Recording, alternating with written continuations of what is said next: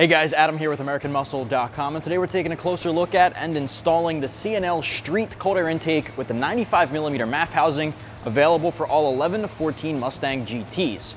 You should be checking this out if you're in the market for a cold air intake to replace your restrictive factory air box that really isn't producing the power you want and also doesn't have that superior aftermarket filter.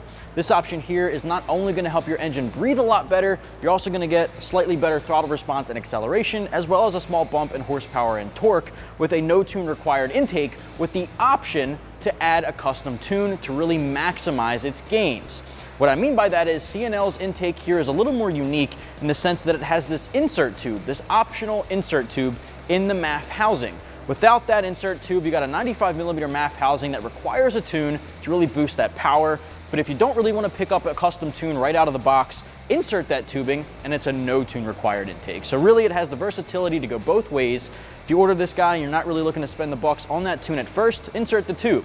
If you want to pick one up in the future, take it out and you can really boost the power. As a matter of fact, C&L lets us know without that insert here and a custom tune paired, you can expect gains of up to 57 horsepower and torque under the curve, which is very impressive. As a matter of fact, I'll touch on that a little bit later on, but know that we did dyno this in the past and walked away with peak 20 horsepower, and we did see 57 horse and torque under the curve. So really, you get a lot here when you maximize it. Without that, however, you are still getting something that is a big upgrade over stock. You have a larger tubing here, roto molded plastic, along with the roto molded plastic heat shield with that weather stripping to seal in under the hood, blocking out a little bit of that extra engine bay heat. The filter here is, however, the star of the show. It's a big upgraded, washable, reusable oiled filter, large conical filter, cotton gauze. It's going to do a lot better at pulling in more cold air and filtering out all the unwanted particles. This is also going to reuse the factory air duct, pulling in air from your front grille. I'm actually kind of a big fan of the way it reuses that. This heat shield here just hugs around and just tucks that duct right inside of the heat shield. So all of that air is literally shooting straight into your filter. I think it's optimizing the use of that functional air duct from the factory more so than the factory one did. So I really like the way it integrates that. Aside from that, guys, you're going to reuse your factory Maf sensor. The kit here comes with everything else that you need to get the job done. Manual transmissions and automatic transmissions have a slightly different install process. The manual guys have 2 hoses to connect to the tubing. Automatic guys have 3 hoses connected to the tubing. I will say automatic transmission guys, where that third tubing would go right in the middle, you may have to do some drilling just to open up that hole. Ours was closed off out of the box. So if you have the auto, you may need to drill that open to install one of the new fittings, but either way, it's still very, very simple. And I'll explain that a little bit later on. For this kit, you can pick it up for just about 350 bucks. Install is going to get 1 out of 3 wrenches on our difficulty meter, whether you're using that tubing or you're not using the optional tubing insert for the tune or no tune required. Now, I'm going to walk you through every single step of the process here. It'll take you about an hour from start to finish. Cold air intakes are one of the easiest possible things you can do under the hood. It is so simple. I'll walk you through it all. Let's get to it. Tools used in this install include an impact gun, a couple of extensions, 8, 10, and 13mm deep sockets, 1/4 inch ratchet, and a 1/4 inch T15 Torx bit, also a pair of pliers and a Phillips head screwdriver. All right guys, now in order to uninstall our factory intake, we have to remove our engine cover. In order to do that, we have to take our engine brace off. Now, if you don't have a strut tower brace, you can skip that step and go right for the cover. We've got one on here, so I'm gonna grab a 13mm socket, deep socket, and remove both nuts on both strut towers. All right, with these out of the way, you can lift up on your brace and remove it. From here, what you can do is lift straight up on your engine cover and it just pops out of position. You can set that aside too. All right, now that we have access to our intake tubing, before we loosen it up from the throttle body, I'm actually gonna remove the 2 tubings. We have 1, our sound tube, and then 2, the PCV breather hose going to the valve. So for this, what you're really gonna do is just pull back on the gray locking tab and just release. It's that simple. For this hose clamp, you do need a pair of pliers. So I've got one here. You're really just gonna pinch, hold it together, and then pull back. Pinch it until you hear the click, pull back, and then you can let go. While we're unplugging things and taking hoses off, let's disconnect our MAF sensor right here on the front. Underneath of it, there's gonna be a red locking tab. You just wanna pull straight back on that, then pinch and disconnect. It's that simple. And here you can see that locking tab. So originally it'll be pushed down, just pull it straight back. You're gonna push in right here, pinch and pull. All right, just 2 quick things we have to do. Grab an 8mm socket and we're gonna loosen up this clamp here. If you don't have an 8 socket, you can use a flathead. You can put the flathead right in there and loosen it up. This is just a little quicker.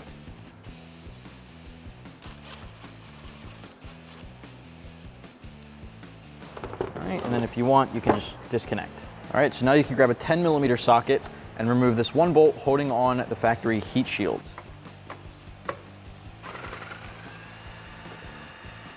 All right, from here, just make sure your tubing is out of the way. You can disconnect that from the housing. It's just kind of a retainer there. Pull up all together the intake. It should come off all in one piece.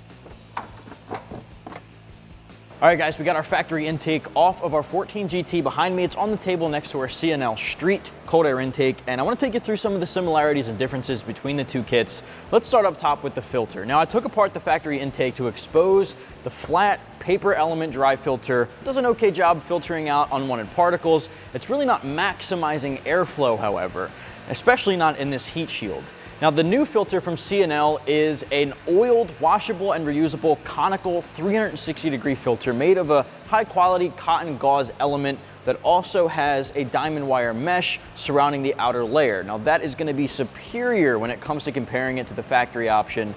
And really, mainly the big thing you want to focus on here is this is going to be so much better of a high-flow, free flow, unrestricted air filter. So huge upgrade in the airflow department and also a huge upgrade in the filtering department. Now, this one here again is washable. So when it comes time for routine maintenance, no need to pick up a new filter like you would with your factory one.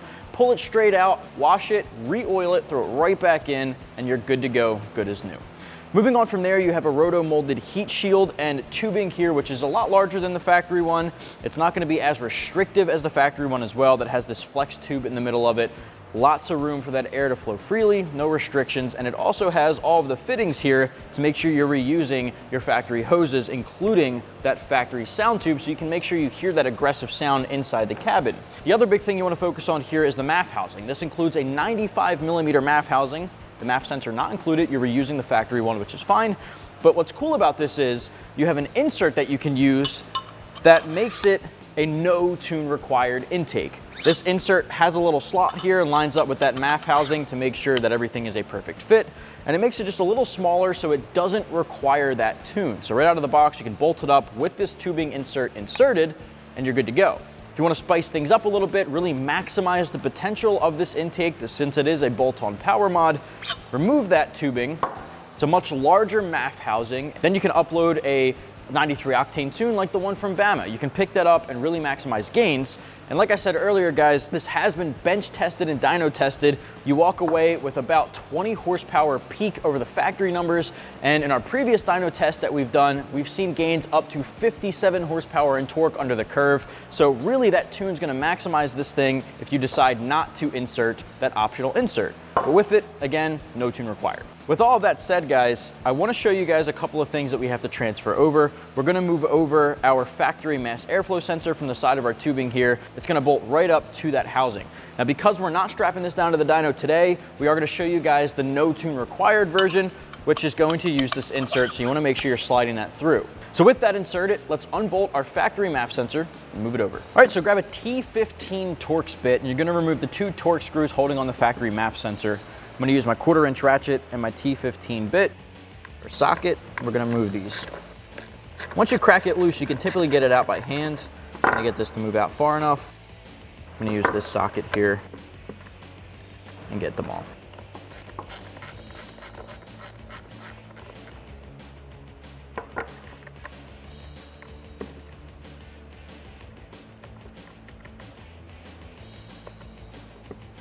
All right, once they're out, slide your Maf sensor back. Just be careful with it. You don't want to damage this.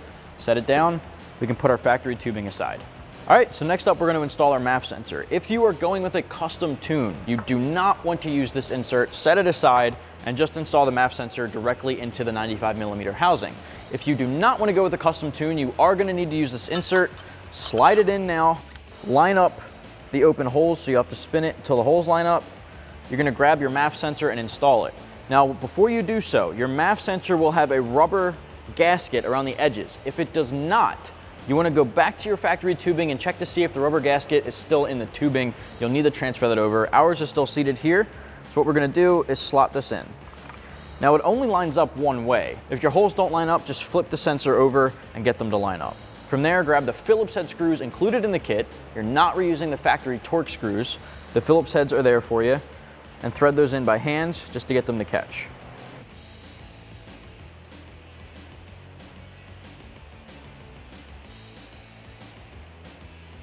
From there, grab your Phillips head screwdriver and tighten them down. All right, so the next step here, we're gonna focus on our tubing. Now the tubing does have a couple of fittings I wanna talk about in the kit. One is an actual hose fitting that would screw in and you'd plug a hose into. The other one is a threaded plug that would plug an open hole. Now these are gonna be used for two different applications. If you have an automatic transmission, you're gonna need to use the one where the hose fitting would connect. You have an additional hose that'll connect to this tubing. That also means you'd have an additional hose you removed from the factory tubing. Since we're rocking a 6-speed manual, we do have only two, and we'll be focusing on this plug. Now let me give you the rundown on the plugs. If you look at your new tubing here, there's a fitting molded into the plastic for your PCV hose. There's a larger one that's open for your sound tube, and then the middle one here is solid.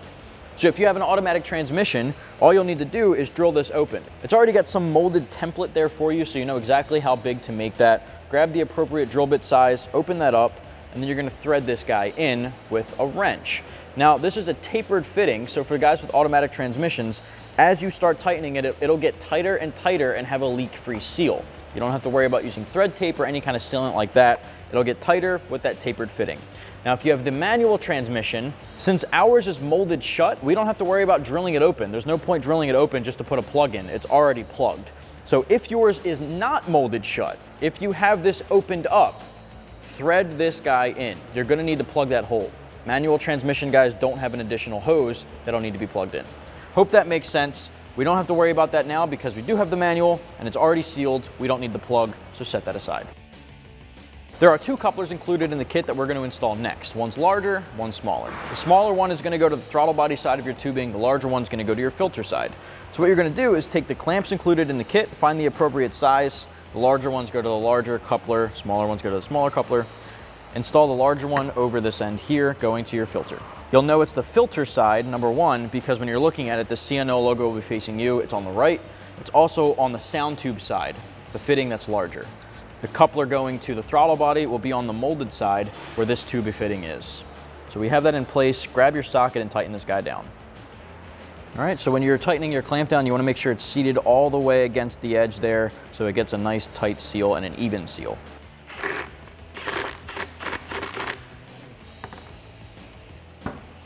All right, so now we're going to do the same thing on the other side. Trying to get it to rotate over. Make sure the bolt head is facing upward and tighten it down.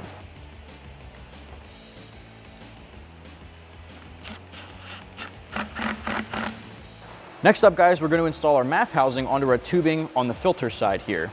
Now, when you install this, you want to make sure you're orienting it the right way. If you look down the tubing, you'll see the MAF sensor has an open slot on one side and a closed slot on the other. You want the open slot on your filter side. That's where the airflow is shooting through. You want it to shoot through that open slot there. So when you install this, you want to make sure you're installing it in a way that it's facing the filter. You want it facing the flow of air. When you're installing this, you're going to go right in there, making sure that there's a clamp on there as well. You want to put the MAF sensor on the front of the vehicle side, not toward the inside of the vehicle. You want to make sure it's facing the rad, basically in the same position that your factory sensor was in on the stock intake. So we'll pop that right in here with a clamp, get the clamp into position, and then we'll tighten it down. Just make sure that this guy's oriented right. Grab an 8 socket and tighten your clamp. All right, next up, we're gonna take our heat shield and our weather stripping. Now this is basically gonna seal in underneath the hood. What you wanna do is make sure you're installing it on the appropriate side. Heat shield is gonna sit in the vehicle just like that. This curved portion is gonna be on the top, so you wanna be installing that stripping just around this little section here. There isn't a ton included in the kit, but there's just enough to cover this little strip. All right, and then this guy just sits right around there. You can even slide it back if you have a little bit of extra seated there. All right, so it'll seat just like that and give you a little bit more of a seal to trap out some of that engine bay heat. All right, next step, we're gonna actually install our heat shield. One thing you wanna take note of is the factory air duct here going down to the grill. You wanna make sure that the heat shield you're installing is going right underneath of that and hugging that inside the housing. You wanna make sure that the air is gonna flow straight through and the new heat shield seats properly. So you're gonna bring that over and meet it up with where your factory 10mm bolt was. Make sure that clip is there. Insert that bolt back through, and I'm gonna start tightening it down by hand just to get it situated. We'll come back and tighten it down later. So with your heat shield in place, grab your tubing and we're gonna pop it onto our throttle body. Pull the hose out of the way there. Make sure that's out. It'll seat right on there. Grab a socket and tighten it down at the throttle body. Gonna make sure both of these clamps are tight. All right, now when you're installing your filter, take note of where this chrome line is. You want that to be on the bottom, facing downward. Make sure the clamp is still there. It is pre-installed right out of the box. You're gonna pop this into the heat shield and slide it onto the MAF housing. Just like that. Once you have that seated, grab your socket again and tighten down this clamp. All right, so next up, take your MAF harness. Now this is gonna route right into your MAF sensor here on the front. Clip it in, drop the locking tab. There are zip ties included in the kit if you choose to zip tie this back. Not completely necessary, you can really tuck it and it's perfectly fine as is. Now again, if you have an automatic transmission, you have a third one in the middle, plug that guy into the fitting that you installed on your tubing. For us, we have a manual trans, so we just have the two. This is gonna go right here onto our new fitting, snaps right in. Now for our sound tube, grab a pair of pliers. You're gonna open up the clamp and install it onto the new fitting. All right, so now we wanna tighten down that final bolt, the 10mm on the side of our filter. All right, couple steps left. We're gonna pop our engine cover back into place. That guy's just gonna seat right into those factory retainer little holes for the pins. Push all 4 of those guys down. Now we can do our strut tower brace. Now for the strut tower brace, you can stand on one side and feed it on over, drop it onto the studs, grab the factory 13mm nuts, and I'm gonna thread those guys in by hand before we tighten them down. Grab your 13 socket and tighten them down.